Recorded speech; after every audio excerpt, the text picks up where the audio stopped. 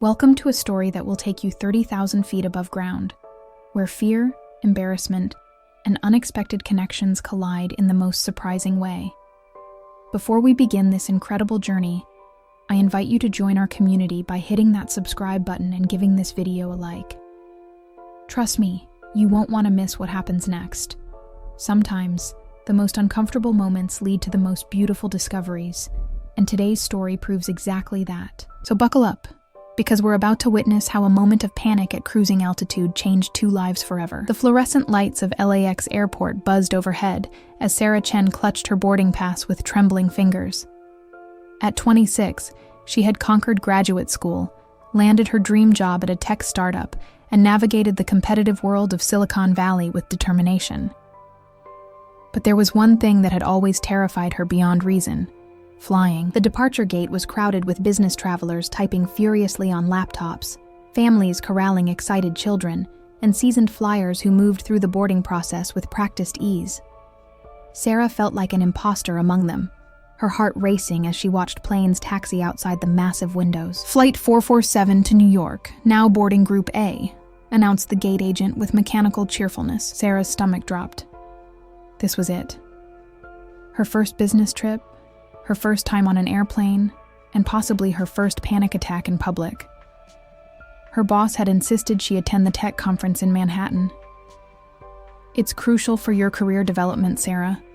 Besides, it's just a 5-hour flight. Just a 5-hour flight." The words echoed in her mind like a death sentence. As she shuffled forward in the boarding line, Sarah's palms grew slippery with sweat. The tunnel leading to the aircraft felt like a corridor to her doom. The flight attendant's bright smile did nothing to calm her nerves as she scanned Sarah's boarding pass. "Welcome aboard! You're in 14B today. Middle seat, aisle side," the attendant chirped. Sarah nodded mutely and made her way down the narrow aisle, her carry-on bumping into seat after seat. The airplane seemed impossibly small, its white walls closing in around her. The mechanical sounds, the whir of air conditioning, the hydraulic hiss of overhead bins, the distant rumble of engines, all combined into a symphony of terror in her mind. Row 14. There it was. And there, in the window seat, sat a woman who looked like she'd stepped out of the pages of Forbes magazine. The woman was perhaps in her early 40s, with perfectly styled auburn hair and a navy blazer that probably cost more than Sarah's monthly rent. She was absorbed in what appeared to be financial reports, her manicured fingers holding a Mont Blanc pen as she made precise notations in the margins. A Hermes handbag sat at her feet, and her entire presence exuded confidence and success. "Excuse me," Sarah whispered, pointing to the middle seat. The woman looked up, revealing sharp green eyes and a face that spoke of power lunches and boardroom victories. "Of course," she said with a polite but distant smile, barely glancing at Sarah as she gathered her papers slightly to make room. Sarah squeezed past and settled into her seat, immediately feeling trapped between this intimidating stranger and whoever would occupy the aisle seat. She fumbled with her seatbelt, her hands shaking so badly she couldn't get the metal pieces to connect. "First time flying?" the woman asked, her tone neutral but not unkind. Sarah's cheeks burned with embarrassment. Was her terror that obvious? Is it that noticeable? "The white knuckles gave it away," the woman replied with a hint of amusement, then extended her hand. "Victoria Sterling." "Sarah Chen," she managed, accepting the firm handshake. Victoria Sterling. Even the name sounded expensive and successful. Sarah had heard that name before. Wasn't she the CEO of some major investment firm? The woman who had been featured on the cover of Business Week for her revolutionary approach to sustainable investing? As more passengers filed onto the plane, Sarah's anxiety intensified. The overhead bins slammed shut with sounds like gunshots. The flight attendants went through their safety demonstration, pointing out exit rows and oxygen masks, basically cataloging all the ways this metal tube could become a death trap. Victoria seemed to notice Sarah's distress increasing by the minute. She set down her papers and turned slightly. "You know, statistically speaking, you're safer up here than you were driving to the airport. Statistics don't help when you're imagining the plane breaking apart," Sarah admitted, her voice barely audible. "Fair point," Victoria conceded. "I used to be afraid of flying too, actually. My first time in a plane was when I was 22, flying to a job interview in Chicago. I was so terrified I almost didn't get on." Sarah looked at her with surprise. This woman, who seemed to embody confidence and control, had once been afraid? What changed? "Necessity," Victoria said simply. "And realizing that fear was keeping me from opportunities. That interview led to my first real job, which led to everything else." She gestured vaguely, encompassing her obvious success. The plane began to push back from the gate, and Sarah's grip on the armrests tightened. Through the window, she could see the ground crew waving orange batons, guiding the aircraft. The reality of what was about to happen hit her like a physical blow. "We're actually moving," Sarah whispered, more to herself than to Victoria. "The hardest part is just beginning," Victoria said gently, then seemed to catch herself being unusually personal with a stranger. She picked up her papers again, but Sarah could sense she was keeping half an eye on her nervous seatmate. As the plane taxied toward the runway, Sarah closed her eyes and tried to remember the breathing exercises she'd learned from YouTube videos. In for 4 counts, hold for 4, out for 4. But the mechanical sounds of the aircraft, the rumble of movement, and the weight of anticipation made it impossible to focus. The plane turned onto the runway, and Sarah's eyes snapped open.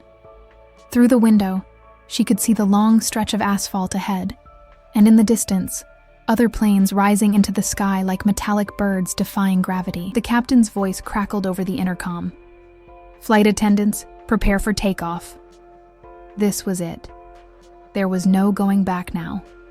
Sarah's heart hammered against her ribs as the engines began to roar, and she realized that in about 60 seconds, her entire world was about to change forever. But she had no idea just how dramatically, or how the woman sitting next to her would become the most important person in her life. The engines roared to life with a sound that Sarah could only describe as controlled violence. The Boeing 737 began its acceleration down the runway, and every fiber of Sarah's being screamed that this was wrong, that humans weren't meant to hurtle down a strip of concrete at 160 miles per hour in a metal tube. Her knuckles went white as she gripped the armrests, her breathing becoming rapid and shallow. The plane picked up speed, and she could feel the exact moment when the wheels lifted off the ground, that stomach-dropping sensation of leaving solid earth behind. "Oh God, oh God, oh God," she whispered, her eyes squeezed shut. Victoria glanced over, her professional demeanor softening slightly as she watched Sarah's obvious distress. "Hey, we're okay. This is completely normal." But Sarah was beyond rational thought.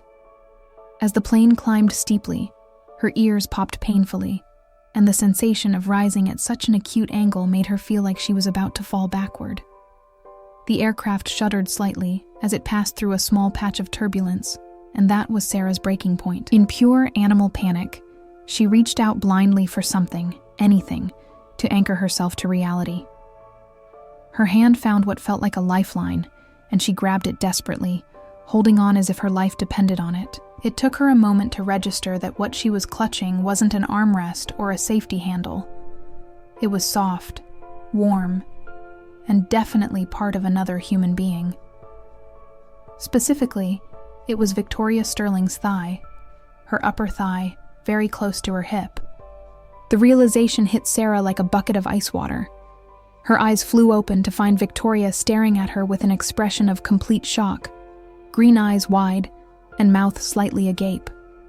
Sarah's hand was clamped firmly on Victoria's leg, her fingers practically digging into the expensive fabric of her tailored trousers. "Oh my God," Sarah gasped, immediately releasing her grip as if she'd been burned. I'm so sorry. I didn't mean to." It's okay," Victoria stammered, clearly flustered in a way that probably hadn't happened to her in years. A flush crept up her neck, and for the first time since boarding, she looked less like a composed executive and more like a woman who had just been unexpectedly touched by a stranger. Sarah's face burned with mortification. "I was just so scared, and I reached out without thinking. She covered her face with her hands.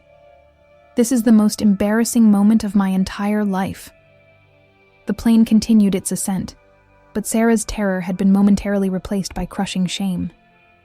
She had just groped a stranger, and not just any stranger, but what appeared to be a very important, very successful woman who probably had lawyers on speed dial. I should probably move to a different seat, Sarah mumbled through her fingers. Don't be ridiculous, Victoria said, her voice gentler than it had been before.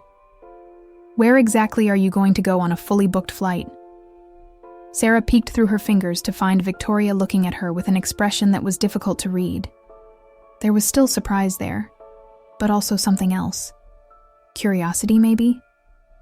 Or was that just wishful thinking? I promise I won't grab you again, Sarah said miserably. I'll sit on my hands for the rest of the flight if I have to. Victoria was quiet for a moment, seeming to process what had just happened. When she spoke again, there was an unexpected warmth in her voice. You know, in 20 years of business travel, that's definitely a first. I'm sure it is, Sarah groaned. You're probably wondering how to file a complaint with the airline. Actually, Victoria said slowly, I'm wondering why someone who's clearly intelligent and articulate is flying alone for the first time when she's obviously terrified. The question caught Sarah off guard. She expected anger, threats, or at the very least cold dismissal. She didn't expect genuine curiosity about her circumstances. I work for a tech startup in San Francisco, Sarah explained, grateful for the chance to talk about something other than her inappropriate grabbing. My boss insisted I attend a conference in New York. I've managed to avoid flying my entire life, but this was non-negotiable if I wanted to keep my job. What kind of work do you do? Victoria asked, and Sarah noticed she had completely set aside her financial reports. I'm a UX designer. I work on making apps and websites more user-friendly. Sarah risked a glance out the window and immediately regretted it. They were so high up that cars looked like ants. What about you? Besides being someone who probably has very expensive lawyers? Victoria laughed. Actually laughed. And it was a warm, genuine sound. I don't think I'll need the lawyers in this case. And I'm the CEO of Sterling Sustainable Investments. We focus on companies that are both profitable and environmentally responsible. I knew I recognized your name, Sarah exclaimed, momentarily forgetting her embarrassment. You were on the cover of Business Week last month. The article about how sustainable investing doesn't mean sacrificing returns. You read Business Week? Victoria seemed surprised. I read everything. It's a nervous habit. I consume information when I'm anxious, which is basically always. Sarah paused. I can't believe I just grabbed Victoria Sterling's leg. This story is going to haunt me forever. Well, Victoria said with a slight smile, at least you have good taste in business magazines. The plane hit another patch of turbulence, and Sarah instinctively tensed, her hands moving toward the armrests. Victoria noticed immediately. Here, Victoria said, surprising them both by extending her hand palm up. If you need something to hold on to, this might be more appropriate than my leg. Sarah stared at the offered hand. Manicured, confident, belonging to a woman who probably made more money in a month than Sarah made in a year. Are you sure? I'm sure. But I should warn you, I have several important calls to make during this flight, so you might end up hearing more about quarterly earnings than you bargained for. Sarah tentatively placed her hand in Victoria's, immediately struck by how warm and steady it felt. I promise not to listen to any trade secrets. Good, Victoria said with mock seriousness.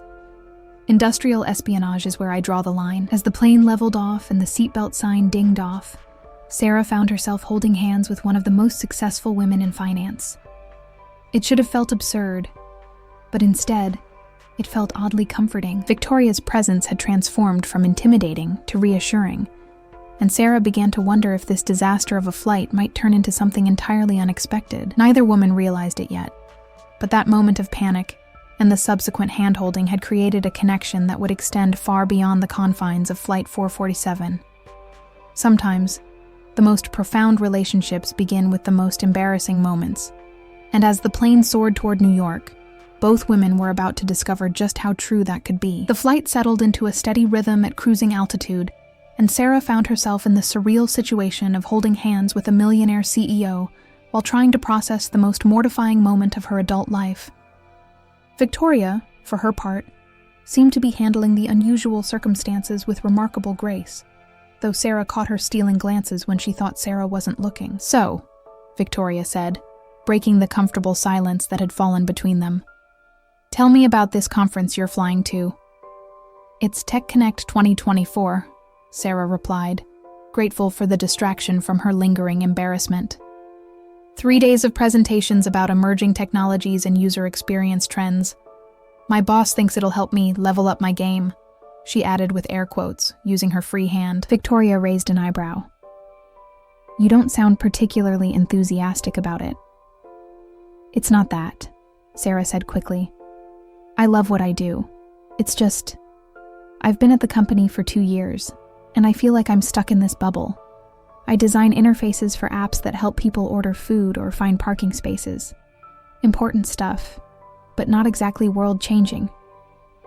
"Every business starts somewhere," Victoria observed. "Some of my most successful investments have been in companies that began with simple solutions to everyday problems."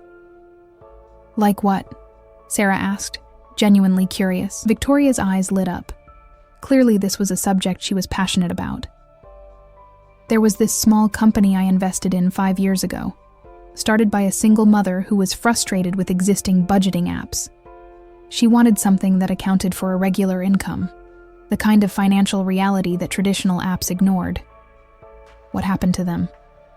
"They were acquired by one of the major banks last year for $200 million, Victoria said with evident pride. "Now their technology helps millions of people manage their finances more effectively." Sarah squeezed Victoria's hand without thinking, then immediately became self-conscious about the gesture. "That's amazing. You literally changed that woman's life." "She changed her own life," Victoria corrected. "I just recognized the potential and provided capital. But that's what I love about what I do. Finding people with innovative solutions and helping them scale." The flight attendant appeared beside them with the drink cart, and Sarah realized they were still holding hands. She started to pull away, but Victoria's grip tightened slightly. "2 coffees, Victoria told the attendant without consulting Sarah. "And could we get some of those pretzels as well?" "Of course, Ms. Sterling," the attendant replied with the kind of deference reserved for first-class passengers, even though they were clearly in economy. Sarah looked at Victoria with surprise. "She knows who you are. Frequent flyer perks," Victoria said with a slight shrug. "I probably spend more time in airplanes than in my actual office." "Don't you get tired of traveling so much?" Sarah asked. Victoria was quiet for a moment, seeming to consider the question seriously. "I used to think constant motion was necessary for success, always chasing the next deal, the next opportunity. But lately..." She trailed off, looking out the window at the clouds below. "Lately what?" "Lately, I've been wondering what I'm running toward, or maybe running from," Victoria admitted, then seemed surprised by her own candor. "I don't usually share personal observations with strangers on airplanes. To be fair, most strangers don't grab your leg in a panic-induced stupor," Sarah pointed out. Victoria laughed again, that same warm sound from before. "True. You've definitely made this flight memorable." The flight attendant returned with their coffee, and Sarah reluctantly released Victoria's hand to accept her cup. The coffee was airplane quality at best, but it was warm and comforting. "Can I ask you something?" Sarah said after taking a sip. "After grabbing my leg, I think you've earned the right to ask questions." Sarah smiled despite herself. "When you were my age, did you know you wanted to build an empire?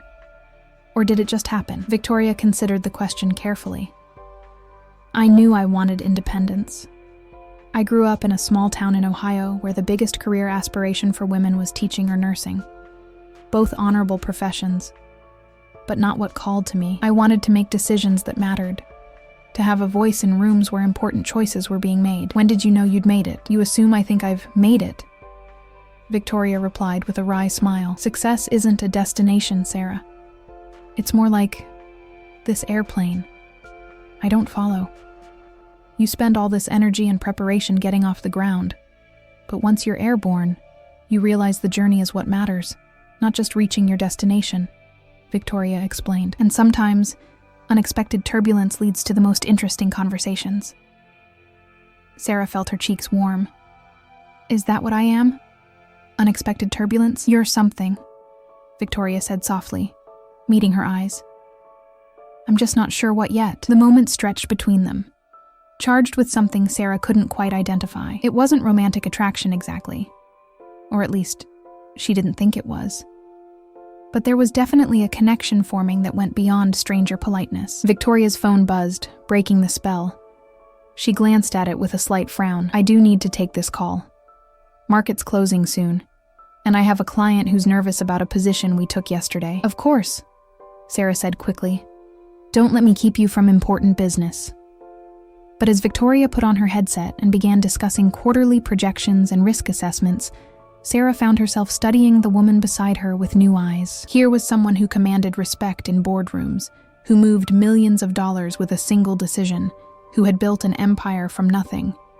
And she was taking time to comfort a terrified stranger on an airplane. The contradiction fascinated Sarah. Victoria Sterling was clearly driven, successful, and accustomed to control. But she was also kind, patient, and surprisingly willing to share personal insights with someone she'd just met. It made Sarah wonder what other contradictions lay beneath that polished exterior. As Victoria concluded her call and removed her headset, she turned back to Sarah with an apologetic smile. "Sorry about that. Crisis averted for now." "Don't apologize," Sarah said. "I'm amazed you can make those kinds of decisions at 30,000 feet. Honestly, sometimes altitude gives you perspective," Victoria replied. "When you're up here, looking down at the world from this distance, problems seem more manageable somehow." Sarah looked out the window again, and for the first time since takeoff, the height didn't terrify her. Instead, she felt something approaching wonder. "I think I'm beginning to understand that." Victoria followed her gaze, and for a moment, they sat in comfortable silence, watching the landscape scroll by beneath them. Neither woman could have predicted how this flight would change their lives. But as they began their descent toward New York, both sensed that something significant was taking shape between them. The real question was what they would do about it once they were back on solid ground. The captain's voice crackled over the intercom. "Ladies and gentlemen, we've begun our descent into John F. Kennedy Airport. Please return your seats to their upright positions and prepare for landing." Sarah's stomach clenched. If takeoff had been terrifying, landing seemed like courting disaster all over again. She looked at Victoria with barely concealed panic. "The hardest part is behind you," Victoria said reassuringly, once again extending her hand. "Landing is just controlled falling. Pilots do it thousands of times safely." "That's not as comforting as you think it is," Sarah muttered, but she gratefully accepted Victoria's hand again. As the plane descended through layers of clouds, the New York skyline gradually came into view. Even through her fear, Sarah couldn't help but be impressed by the sprawling metropolis spread out beneath them. Skyscrapers stretched toward the sky like metallic fingers, and the late afternoon sun cast everything in golden light. "First time in New York too?" Victoria asked, noticing Sarah's awe. "First time anywhere, really," Sarah admitted. "I've lived in the San Francisco Bay Area my entire life. I'm what you might call geographically challenged." "New York will cure that quickly," Victoria said with a smile. "It's impossible to stay in your comfort zone here. The city has a way of pushing you toward experiences you never thought you'd want." The plane descended steadily, and Sarah watched the ground rush up to meet them. Her grip on Victoria's hand tightened as the wheels touched down with a bump that made her heart skip. The aircraft rolled down the runway, engines reversing with a sound like controlled thunder. "We're down," Victoria announced unnecessarily, giving Sarah's hand a gentle squeeze. "You survived your first flight." Sarah let out a shaky breath she didn't realize she'd been holding. "I can't believe it's over. I spent weeks terrifying myself about this, and now..." She trailed off, realizing that the end of the flight meant the end of whatever this connection was with Victoria. As the plane taxied to the gate, passengers began gathering their belongings with the typical post-flight urgency. Victoria released Sarah's hand and reached for her briefcase, but there was something reluctant in the gesture. "So," Sarah said awkwardly, "I guess this is where we part ways. Thank you for everything. For being patient with my panic. For letting me hold your hand, for not pressing charges when I grabbed your leg." Victoria paused in organizing her papers. "Where are you staying in the city?" "The Marriott near Times Square," Sarah replied. The company booked it. Nothing fancy, but it's close to the convention center. And the conference runs through Friday? Thursday through Saturday, actually. I fly back Sunday morning. Sarah felt her anxiety spike at the thought of another flight, but also something else. Disappointment that this unexpected encounter was ending. Victoria seemed to be considering something. I have a proposition for you, she said finally. Sarah raised an eyebrow. That sounds either very good or very dangerous. Probably both, Victoria admitted with a slight smile. I'm in the city through Saturday as well. Different meetings, but similar timeline. And I think you should see more of New York than just the inside of a convention center. What are you suggesting? I'm suggesting that since we've already established an unconventional foundation to our acquaintance, Victoria said, gesturing vaguely in reference to the leg-grabbing incident, we might as well continue the adventure. Let me show you the city. Sarah stared at her. You want to be my tour guide? Don't you have important CEO things to do? I do, Victoria acknowledged.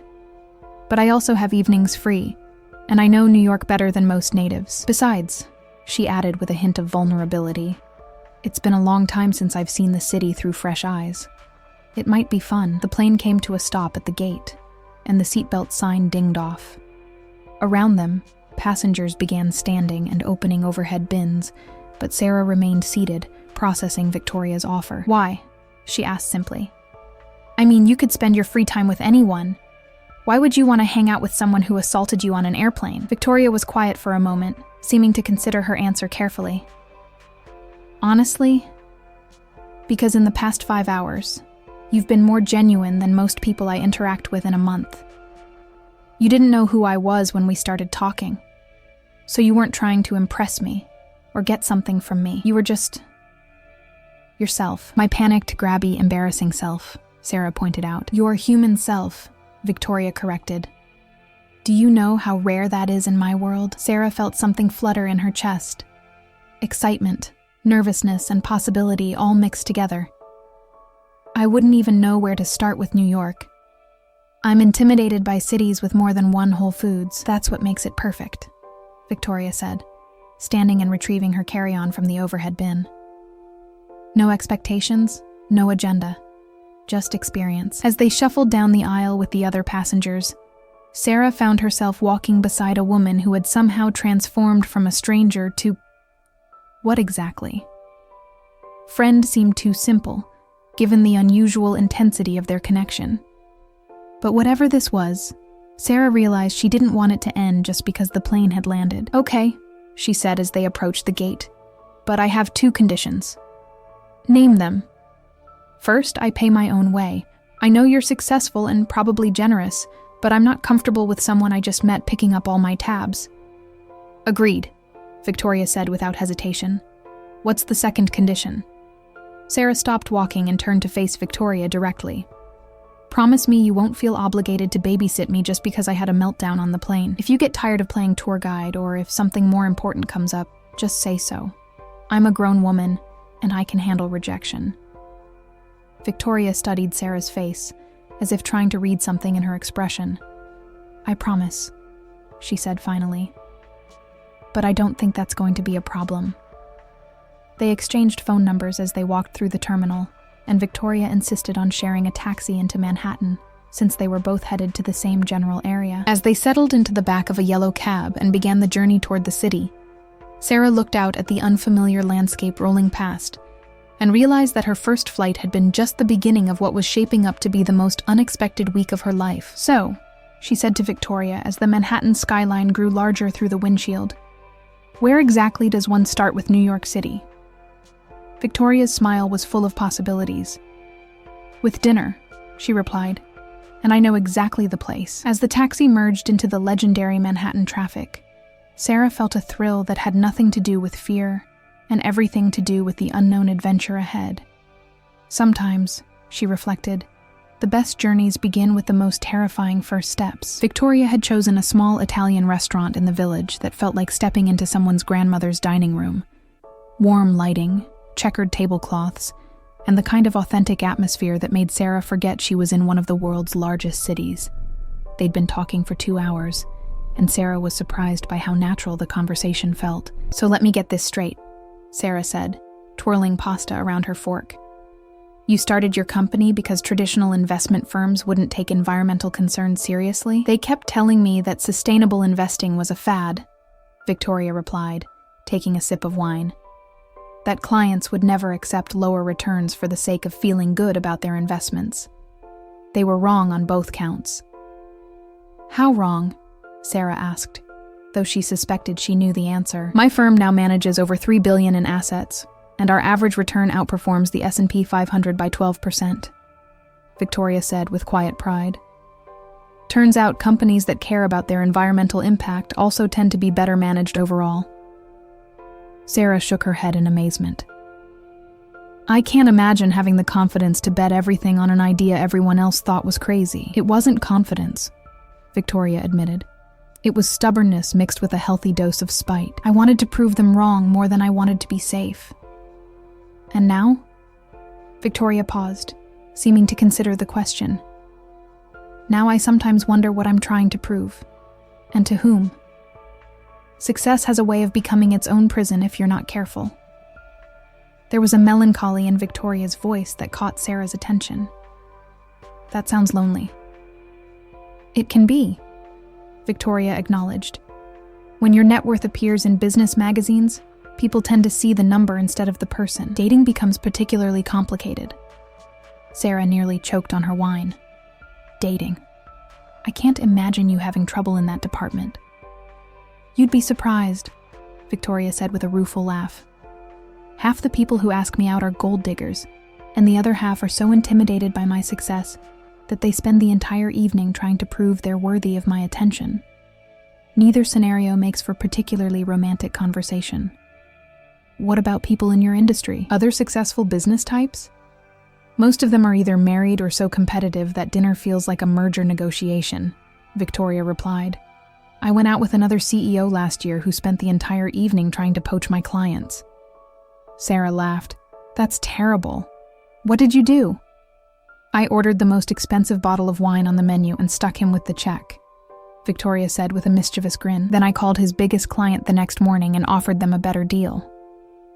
"You didn't." "I absolutely did. Business is business, but basic courtesy matters." Sarah found herself studying Victoria with new appreciation. Here was a woman who could be ruthless when necessary, but who had spent an entire evening patiently comforting a stranger on an airplane. The contradiction was fascinating. "Can I ask you something personal?" Sarah ventured. "After the leg-grabbing incident, I think we've moved beyond formal boundaries," Victoria replied. "Do you ever regret it? Building this empire, I mean. Do you ever wonder what your life would be like if you'd made different choices?" Victoria was quiet for a long moment, swirling the wine in her glass. "Sometimes," she said finally. "I have a house in the Hamptons that I've visited maybe 6 times in 3 years. I own art I never have time to look at, and I have a closet full of beautiful dresses I only wear to business functions. Sometimes I wonder if I've built a very expensive cage for myself." "But," Sarah prompted, sensing there was more. "But then I think about companies like the budgeting app I mentioned earlier, or the solar panel manufacturer I helped expand internationally, or the vertical farming startup that's now feeding thousands of people with a fraction of the environmental impact of traditional agriculture." Victoria's eyes lit up again. "When I focus on the impact, the isolation feels worth it." "You're changing the world," Sarah observed. "That's not nothing. What about you?"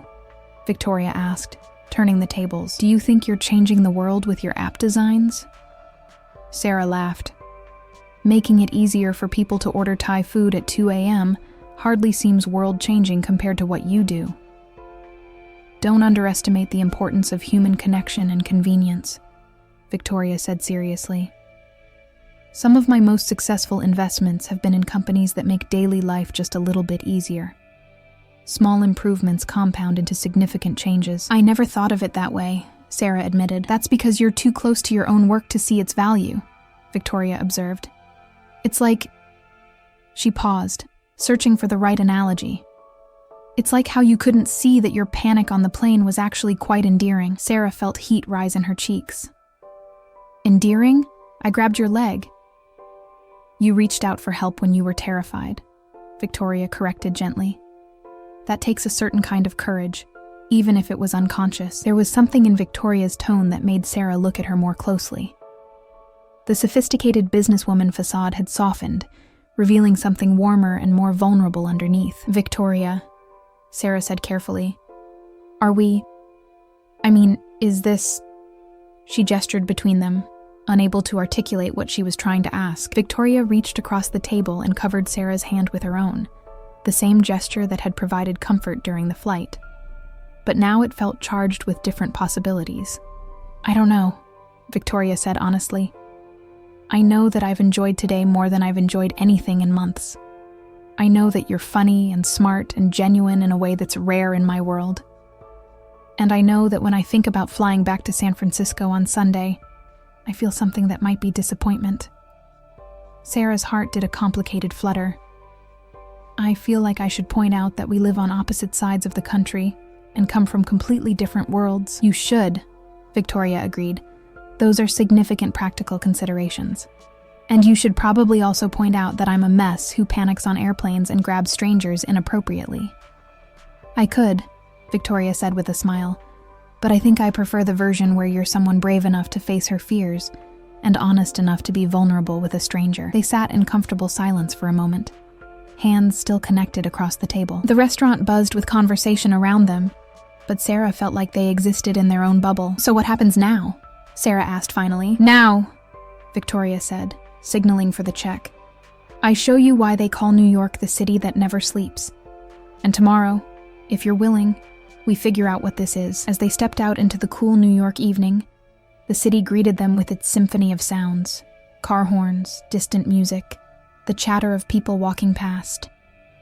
Streetlights cast a warm glow over the sidewalks, and Sarah could smell everything from hot dog vendors to expensive perfume carried on the night breeze. This is incredible, Sarah breathed, looking up at the building stretching toward the star-scattered sky. Wait until you see it from the top of the Empire State Building, Victoria said, flagging down another taxi. But first, I want to show you something special. They rode through the city in comfortable silence, Sarah watching the urban landscape blur past the window while Victoria gave directions to the driver in that confident way of hers. When they finally stopped, Sarah found herself looking up at the Brooklyn Bridge, illuminated against the dark sky. Come on, Victoria said, taking Sarah's hand as naturally as if they'd been doing it for years. They walked onto the pedestrian walkway, and Sarah was struck speechless by the view. The Manhattan skyline spread out before them like a constellation that had fallen to Earth, each building a point of light in the darkness. This is where I come when I need perspective, Victoria said softly. When the business world feels too small and too overwhelming at the same time. Sarah squeezed Victoria's hand, understanding that she was being allowed into something private and precious. Thank you for sharing this with me. Victoria turned to face her, and in the soft light of the bridge lamps, her expression was tender and uncertain. Sarah, I need you to know that I don't do this. I don't meet strangers on airplanes and spend the evening showing them my favorite places. I don't hold hands with people I just met or share personal stories with women who grab my leg in moments of panic. Sarah laughed softly. Are we ever going to move past the leg-grabbing incident? I hope not, Victoria said with a smile that took Sarah's breath away, because that moment of absolute honesty, that moment when you were too scared to pretend to be anything other than exactly who you are, that's when I started falling for you. The words hung in the air between them, and Sarah felt her world shift in a way that had nothing to do with altitude or airplane turbulence. Victoria, I know it's crazy, Victoria continued quickly. I know we just met, and I know you live 3,000 miles away, but I also know that in one day, you've made me remember what it feels like to connect with someone genuinely. You've made me want things I thought I'd given up on. Sarah stepped closer, close enough to see the vulnerability in Victoria's green eyes. What kind of things? Partnership, real conversation, someone to share the view with, Victoria said softly. Someone who sees me as more than a net worth or a business opportunity. I do see you, Sarah said, reaching up to touch Victoria's face gently. I see someone brilliant and successful, yes, But I also see someone kind enough to comfort a terrified stranger. Someone lonely enough to spend her evening with that stranger instead of doing whatever important CEO things you probably had planned. Victoria leaned into Sarah's touch. I had dinner planned with a potential investor. I canceled it to have pasta with you instead. You canceled a business dinner for me? Sarah asked, surprised. Best business decision I've made in years, Victoria replied. And then she was leaning down and Sarah was rising up to meet her, and they were kissing on the Brooklyn Bridge like something out of a movie. The kiss was soft and tentative at first, then deeper as they both realized this was what had been building between them all day. When they finally separated, both women were breathing a little harder. So, Sarah said, trying to regain her composure, what happens now? I mean, realistically. You live in New York. I live in San Francisco. You run $1 billion company. I design interfaces for food delivery apps. Victoria was quiet for a moment, looking out over the water. I don't know, she admitted. But I know I don't want this to end when you get on that plane Sunday morning. Neither do I, Sarah confessed. But I also don't want to be the naive girl who thinks she can change a successful woman's entire life after one magical evening. What if, Victoria said slowly, what if it's not about changing everything? What if it's about adding something that was missing? Sarah considered this. Like what? Like balance. Like someone who sees past the business suit to the person underneath. Like a reason to actually visit that house in the Hamptons. Victoria turned back to Sarah. I'm not asking you to move to New York or quit your job or make any dramatic life changes. I'm asking if you'd be willing to explore what this could be. How? Carefully, Victoria said with a smile.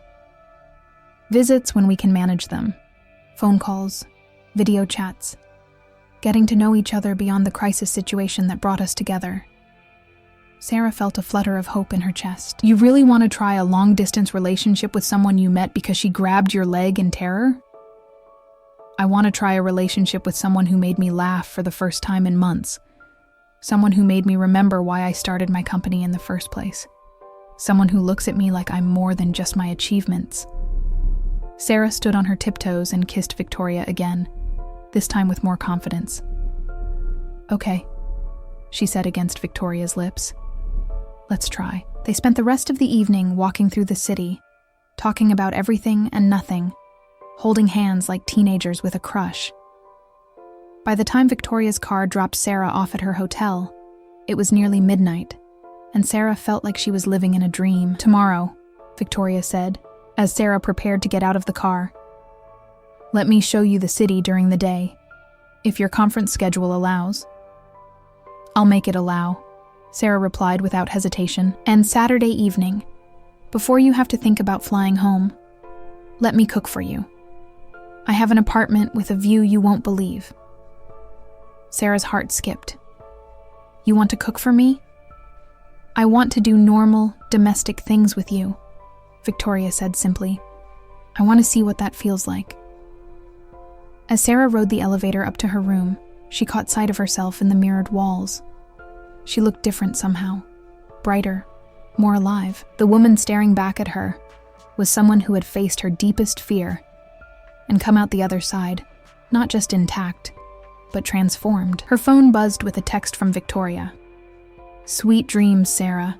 Thank you for turning a routine flight into the beginning of something beautiful. Sarah smiled and typed back, Thank you for catching me when I fell, literally and figuratively. As she got ready for bed in her small hotel room, Sarah reflected on the incredible turns her life had taken in just one day. This morning, she had been terrified of flying. Tonight, she was falling for a woman she never could have imagined meeting. Tomorrow would bring new adventures, and Sunday would bring the challenge of another flight. But this time, she wouldn't be traveling alone. She would be carrying with her the memory of Victoria's hand in hers, the taste of their kisses on the Brooklyn Bridge, and the promise of something real and wonderful growing between them. Sometimes, the most beautiful journeys begin with the most unexpected turbulence. And sometimes, reaching out in panic leads to holding on to something extraordinary. And there you have it, a story that proves sometimes the most embarrassing moments lead to the most beautiful beginnings. Sarah's panic on that plane wasn't just about fear of flying. It was about taking a leap of faith that would change her life forever. If this story touched your heart, please don't forget to hit that like button and subscribe to our channel for more incredible stories of unexpected connections and life-changing moments. Have you ever had an embarrassing moment that turned into something wonderful? Share your story in the comments below. We love hearing from you. Thank you for joining us on this journey from panic to possibility. And remember, sometimes the best things in life happen when we're brave enough to reach out, even when we're scared. Until next time, keep believing in the magic of unexpected encounters.